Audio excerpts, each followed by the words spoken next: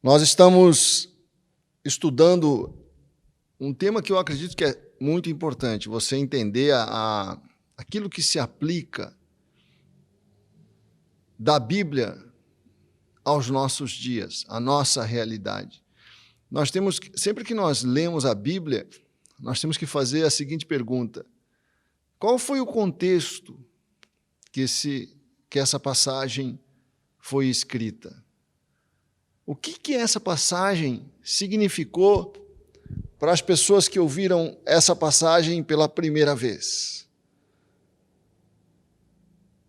Entendendo o que essa passagem significa para as pessoas para quem ela foi escrita, nós podemos aplicar essa passagem para os nossos dias. Isso é um segredo, é uma chave de interpretação.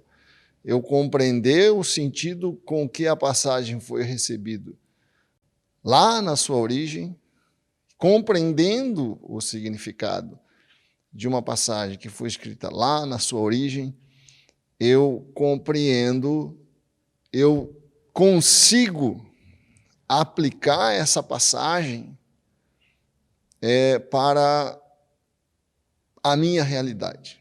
Você pega, por exemplo, uma passagem como Jeremias 29:11, que diz assim: eu bem sei os pensamentos que eu tenho a vosso respeito, pensamentos de bem e não de mal, para lhes dar o fim que desejais. Essa passagem, ela não foi escrita para mim. Deus não está falando para mim, eu sei os pensamentos que eu tenho a vosso respeito, pensamentos de bem e não de mal, para vos dar o fim que desejais. Não foi escrita para mim. Eu tenho que entender para quem ela foi escrita, em que circunstância ela foi escrita, para saber se eu posso aplicar essa passagem na minha vida. Essa passagem foi escrita, nós sabemos, lá para Israel, quando Israel estava indo para o cativeiro na Babilônia, e Jeremias envia uma carta para consolar, para confortar e para animar os cativos que estavam sendo levados para a Babilônia. E eles recebem essa mensagem que veio de Deus, a mensagem é de Deus para eles, no momento de profunda angústia, de profunda aflição. Eu, entendendo isso, posso, vivendo algo semelhante, um momento de dificuldade, um momento de incerteza, um momento que parece que Deus me abandonou, aplicar essa passagem, porque esse era o momento em que essa passagem foi aplicada ao povo de Deus. Como eu sou povo de Deus também, posso aplicar esse texto na minha vida. Então, esse é um exemplo que eu dou para você de como a gente interpreta um texto. Nesse caso que nós estamos estudando hoje, que é o caso do véu, o Paulo ordena à igreja de Corinto que as mulheres usem o véu, durante o culto, durante a cerimônia do culto. Havia uma necessidade, havia uma ordem, um comando. Aqui no verso 10 de 1 Coríntios 11, Paulo diz: portanto, deve a mulher, por causa dos anjos, trazer véu na cabeça como sinal de autoridade. E em toda a passagem aqui no início do capítulo, no capítulo 11, ele diz assim, verso 5, toda mulher, porém, que ora ou profetiza com a cabeça sem véu, desonra a sua própria cabeça, porque é como se a tivesse rapado.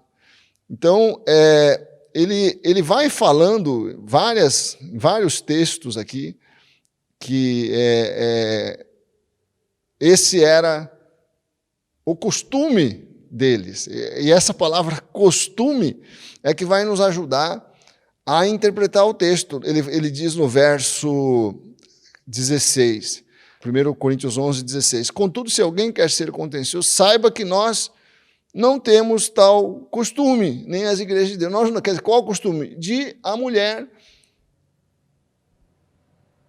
orar ou profetizar sem o véu, como símbolo de submissão à autoridade pastoral daquela igreja. O costume muda. Costume é cultura. E cultura muda de geração em geração. O véu não se usa mais em lugar nenhum, cara. Algumas igrejas usam, né? Mas os muçulmanos usam, mas no Ocidente esse costume desapareceu. E é assim, né? O véu era... Na época da minha mãe, por exemplo, se usava véu ainda na igreja. Não era incomum você ver uma pessoa de véu na igreja, era até comum. Mas foi um costume que foi sendo abandonado. E é natural que seja assim, os códigos de vestimenta mudam de geração em geração. Antigamente, usar chapéu era um sinal de respeito. Hoje pode ser um sinal de informalidade, de originalidade, né? Ou de ousadia, sei lá. Né? Antigamente, todo mundo usava preto em quase todas o homem, né? Usava paletó preto em quase todas as circunstâncias. Hoje não se usa mais, quer dizer, se você aquela vestimenta representava no passado, não representa mais hoje. Hoje vai representar uma coisa totalmente diferente. Então, os costumes mudam, e como os costumes mudam, eu tenho que entender, agora presta atenção para você interpretar esse texto, o que é que o costume simbolizava, porque as vestimentas, a maneira de vestir, os códigos de vestimenta simbolizam alguma coisa. Por exemplo, por que os juízes, por exemplo, usam aquela roupa preta? Né? Para simbolizar solenidade, para simbolizar que aquele ato que está sendo desenvolvido ali é um ato solene. Então, os códigos de vestimenta, a maneira de vestir, simboliza alguma coisa. E aqui, nesse texto, o que é que simbolizava o véu? O véu simbolizava decoro, respeito, modéstia. É esse o valor que o apóstolo Paulo estava defendendo aqui, e simbolizava também a submissão da mulher à autoridade masculina na igreja, né, que nesse período aqui era predominantemente a autoridade masculina que estava à frente da igreja. Né? E nós já vimos essa questão da autoridade masculina, do que simboliza, não simboliza mando, não simboliza tirania, não, simboliza uma liderança saudável, protetiva, que o homem exerce no lar e pode exercer também na igreja. E o véu era um símbolo de que a mulher recebia essa realidade com modéstia, com decoro, com discrição. Né? Então, nós não precisamos trazer o mesmo costume, nós temos que preservar o princípio, nós temos que entender qual é o princípio que está atrás do costume.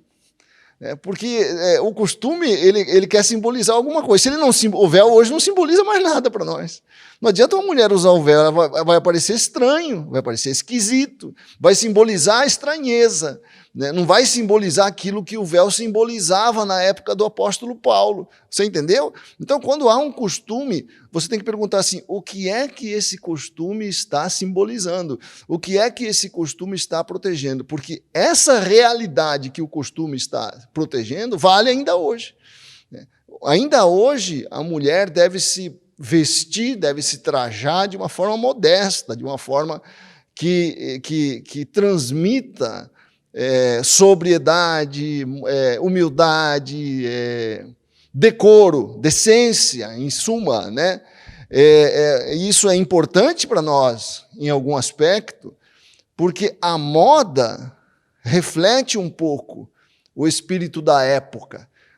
Os códigos de vestimenta, a maneira de nos vestirmos, de uma certa forma, transmite alguma coisa.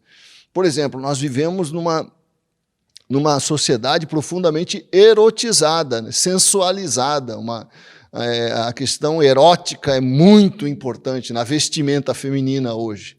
Então, a moda já é construída para realçar o aspecto erótico na figura da mulher. E isso deve ser evitado na igreja, é óbvio, deve ser evitado pela mulher cristã. Não que você não possa se vestir de uma forma bela, né? O belo é sempre de Deus, Deus é que fez a beleza. A mulher pode se vestir, pode realçar a sua beleza, mas deve ter o cuidado de não ser contaminada pelo espírito de quase cultuação do erotismo que existe hoje na sociedade, e se reflete na moda, né? Se reflete na forma de nos vestirmos. Então, quando a Bíblia nos ensina, o véu, se você fosse me perguntar, o véu é o símbolo de modéstia, de submissão, né, à autoridade. O véu é um símbolo de decoro. Acho que é a palavra boa aqui para a gente usar. Né? E é bonito, né, quando há esse respeito, quando há esse ambiente. Numa época em que a sociedade está tão decadente, né, nessa supervalorização, nessa superpriorização da erotização da vida. Né? E quando eu não cedo a essa inclinação, a essa tendência, eu mostro quais são as verdadeiras prioridades da vida, que são as prioridades da palavra de Deus. Pense e creia. Uma semana nós vamos continuar e o tema, continuar esse tema, eu acho muito interessante nós compreendermos quais aspectos da palavra de Deus se aplicam a nós no dia de hoje, e como é que nós aplicamos aos dias. Quem me conhece, quem me vê pregar, sabe que eu tenho uma profunda preocupação em trazer para a realidade as mensagens do Evangelho e da Bíblia, para a realidade de hoje, para os dias de hoje. Por isso que eu estou explorando esse tema. O que é que se aplica hoje? E a pergunta que nós faremos na semana que vem é a seguinte: o dízimo era um comando que valia apenas para o Antigo Testamento ou é também um mandamento que se aplica aos cristãos no dia de hoje? Pense e creia.